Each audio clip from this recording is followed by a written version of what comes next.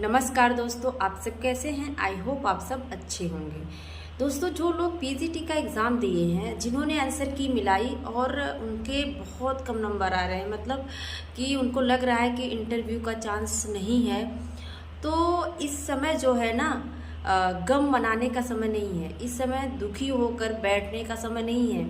आपके सामने और भी बहुत सारे एग्ज़ाम लगे हुए हैं और आने वाली वैकेंसी में आपका हो जाएगा। लेकिन अगर आप सीरियस नहीं हुए तो आप पेपर उठा के पहले देखिए। जो पीजीटी का आपने पेपर दिया है उसको उठा के बारीकी से देखिए कि आपकी गलती क्या है, आपने कहाँ कहाँ गलत किया है, आपका कौन सा टॉपिक ऐसा है जो बहुत वीक है और जिसको आप जो है क्लियर नहीं कर पाए और क्वेश्चन गलत हो गया।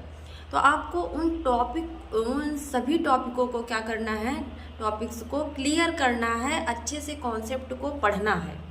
क्योंकि आप कितना भी क्वेश्चन सॉल्व कर लें, जब तक आप कॉन्सेप्ट नहीं पढ़ेंगे, जब तक उसको समझेंगे नहीं, तब तक आप कोई भी जो है प्रश्न सही नहीं कर सकते हैं। एक दो प्रश्न सही हो जाते हैं अभ्यास से, लेकिन जब तक आपने पढ़ा नहीं है तब तक आप जो है क्वेश्चन सही करना मुश्किल है। पहले आप टॉपिक पढ़िए, जो भी आपका सिलेबस है। जैसे आगे बहुत सारे एग्ज़ाम लगे हैं, जीडीसी है, जीआईसी है, टीजीटी है और आने वाली भी हैं टीजीटी, पीजीटी। तो ऐसा ना हो कि आप गम ही मनाने में पड़े हैं और कोई और बाजी मार ले जाए। तो आपको क्या करना है, छोटी छोटी चीज़ों को देखना है कि आपकी कहाँ गलती रह गई, जिसके कारण आपका जो है रुक गया।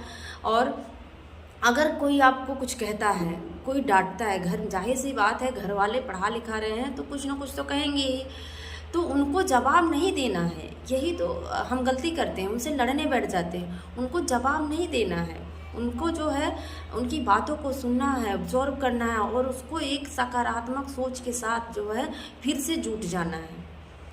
वो आज चिल्लाएंगे, कल जब तुम सफल होगे ना तो तुम्हारे ऊपर नाज भी करेंगे और सबसे तुम्हारी तारीफ भी करेंगे। तो आपको क्या करना है, उनसे लड़ने नहीं बैठना है, अपनी कमजोरियों को पकड़ना है, आपकी कहाँ गलती रह गई। क्योंकि उन्हें क्या पता कि आप कितना पढ़ते हो, कैसे पढ़ते हो, क्या पढ़ते हो।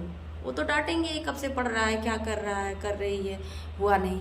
लेकिन आपका जो काम है वो आप करिए। आगे बहुत सारे चांस हैं अगर आप सारे चीज़ों का अच्छे से, क्योंकि आपने ज़्यादातर चीज़ें पढ़ ली है, बस आपका गलत इसलिए होगा क्योंकि आपने रिवीजन अच्छे से नहीं किया होगा, कॉन्सेप्ट को क्लियर नहीं किया होगा। तो अब जो है आप ठान लीजिए कि हम जो है पूरी ताकत के साथ जुट जाएंगे और सारी चीज़ों को सॉल्व करेंगे और अच्छे से एग्ज़ाम देंगे धैर्य के साथ। Best of luck. धन्यवाद।